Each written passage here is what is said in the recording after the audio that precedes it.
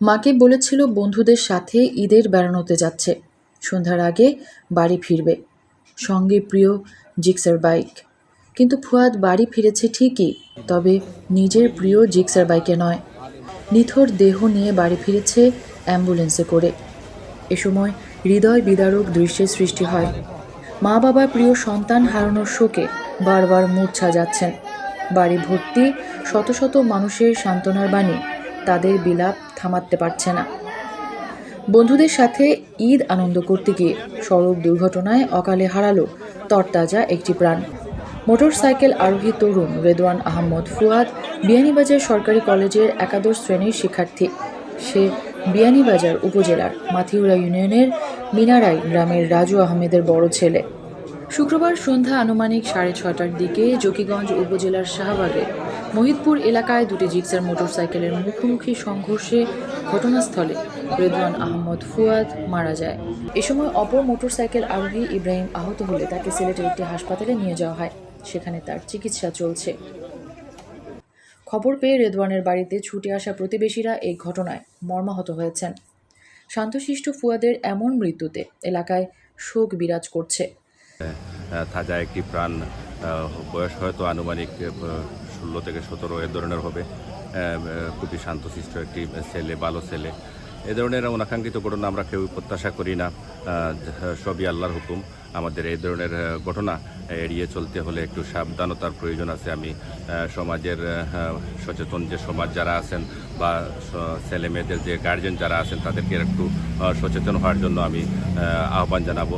পরিশেষে আসলে ফুয়াদের জন্য আমি আপনাদের কাছে দোয়া প্রার্থনা করি।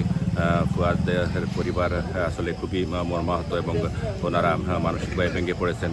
আমি মহান রাব্বুল আলামিনের কাছে প্রার্থনা করি, আপনাদের কাছেও প্রার্থনা কামনা করি ওদের পরিবারের সবাইকে আল্লাহ সবর করার তৌফিক দান করুন এবং ফুয়াদের জন্য প্রার্থনা করি, আপনারাও প্রার্থনা করবেন ফুয়াদ যেন পরকালে জান্নাতের মেহমান হিসেবে মহান রাব্বুল আলামিন কবুল করেন। আসলে আমরা আজকে মাগরিব নামাজ পড়ে যে ছেলেটা মারা গেছে গাড়ি অ্যাক্সিডেন্ট করে, তার বাপ আর আমি একসাথে আপনার বাটা বাজার ক্লাবও বসা অবস্থায় আসলাম। এমতো অবস্থায় তার ছোটো ছেলেকে বলছে যে ভাই অ্যাক্সিডেন্ট করছে। মিটিং থেকে উঠে আইতেন রাজু ভাই, আওয়ার পরে আধা ঘন্টা 1 ঘন্টা পরে শুনছি যে সে গাড়িটা অ্যাক্সিডেন্ট করে মারা গেছে। আমরা মিটিং থেকে উঠে গেছি, উঠার পরে আমরা আসছি তার বাড়িতে আসার ঘন্টাখানিক পরে লাশ বাড়িতে আসছে চেয়ারম্যানের মাধ্যমে, চেয়ারম্যানের বাড়ি নিয়ে আসছেন। আসার পরে তো আমরা লাশ দেখলাম। অ্যাক্সিডেন্টটা আনুমানিক 6:30 বা 7:45 ওলা টাইম। ও টাইমেও তার ছেলে গিয়া ছোটো ছেলে গিয়া তার বাপরে ডাক দিয়ে ক্লাব থেকে পার করিয়ে আনছে অবস্থায়।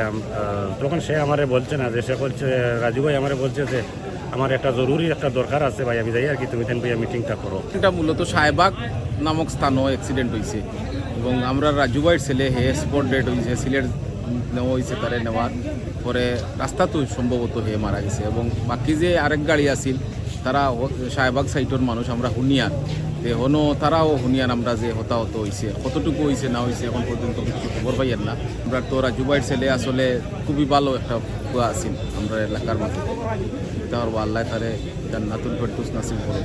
রাজু ভাইয়ের ছেলের লোকে আর একটা ছেলে ইব্রাহিম নাম, হেও আমরা এলাকার আমরা এক বড় ভাইয়ের ছেলে। তো হে আপনাকে সিলেট মানে চিকিৎসাধীন অবস্থায় হে আছে। বন্ধুদের সাথে জকিগঞ্জে বেড়াতে গিয়েছিলেন ফুয়াদ। ফেরার পথে বিপরীত দিক থেকে আসা মোটরসাইকেলের সাথে সংঘর্ষ ঘটে। তার মোটরসাইকেল দুমড়ে মুচড়ে যায়। অপর মোটরসাইকেলে আগুন ধরে গেলে মোটরসাইকেলের 2 আরোহী দগ্ধ হয়েছেন বলে প্রত্যক্ষদর্শীরা জানান। জকিগঞ্জ থানার পুলিশ পরিদর্শক তদন্ত সুকান্ত চৌধুরী 2 মোটরসাইকেলের মুখোমুখি সংঘর্ষের সত্যতা জানিয়ে বলেন, পুলিশ যতটুকু জেনেছে 2 জন মারা গেছে এবং 2 জন আহত হয়েছে। মেহরুন বিনতে ফেরদৌস, এবিটিভি।